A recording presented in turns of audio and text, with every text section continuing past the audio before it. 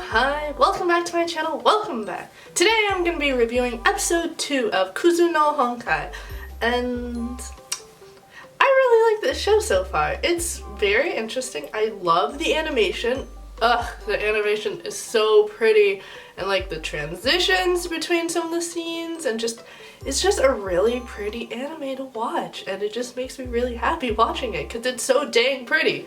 But besides that, things happen in this episode. What kind of things? Well, new characters are introduced.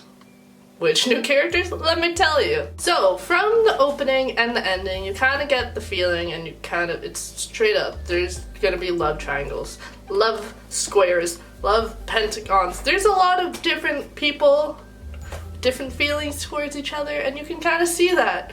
And that is kind of introduced in this episode where we meet Mocha and Echan. So Mocha is Mugi's like childhood friend, and she's like madly in love with him. There's something in my eye, oh my gosh. And she's madly in love with him, and there's a lot of funny moments with her in this episode just because Hana is just like savage. I hate the word savage, but like she just grabs her by the collar and is like, back off, and I love that. I love it, and we kind of see through that a different kind of relationship kind of developing between Mugi and Hana. Like Hana's kind of, I feel like she's going through a weird thing with her feelings. Like she knows that she loves the brother.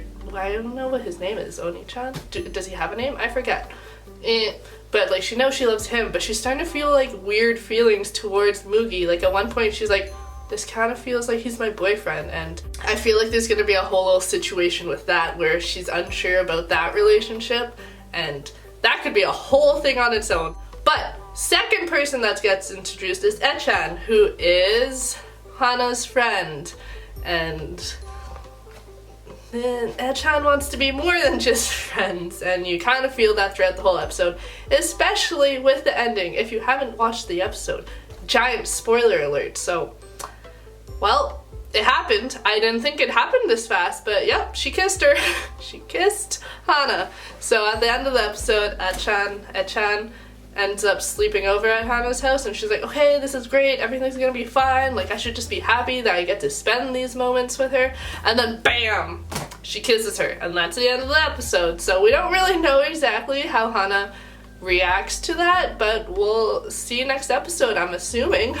But there you go, we have two new characters thrown into the fray. We have Mocha, who's madly in love with Mugi, and then we have Echan, who's madly in love with Hana. So what's gonna happen? Who knows? Like, how are the two new girls going to fit into this giant love shape scheme?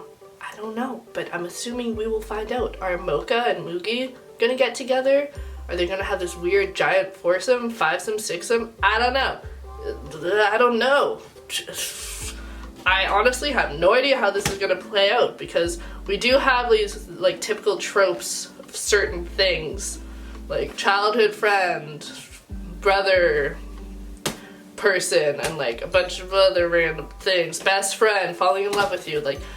But it's kind of being introduced in like different ways, and it's just very interesting. All the hand movements, but I just think they're doing a really good job of this show so far, and it's stupid phone ruining my thought process.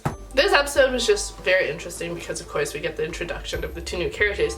We also see different feelings and different views from the two main characters. Like we see this whole thing with Mugi when they're at the karaoke place where there's this other chick. I don't know what the story is behind that. Are we going to find out the story behind that? Who knows, but there seems to be some other chick involved in his past, and relationship wise, sexual experiences wise, not exactly sure, but I'm sure we will find out. And as well, like I mentioned before, we see the whole Hana thing and her with her feelings towards her brother, and then feelings towards Mugi, and overall, this show is still keeping me very much intrigued, and I want to see where it goes. I also just really enjoy Hana and Mugi as a couple. Like, even though they're not a couple, they're like really cute as a couple, because they're like, they kind of act like they're best friends, and then like they also do care for each other, and like understand how each other feels, and it's just like, it's a weird relationship, but I feel like it works out even though they don't love each other, but like I think they're really cute even though it's not necessarily for the right reasons they're together. I like them, so it's weird. While it's very different from a typical romance anime, it's still got that romance in there and it's still keeping me hooked because I'm like, well, who's gonna end up with who? I don't know. So overall, this show is just really good so far and I really enjoy watching it because I don't know what's gonna happen next.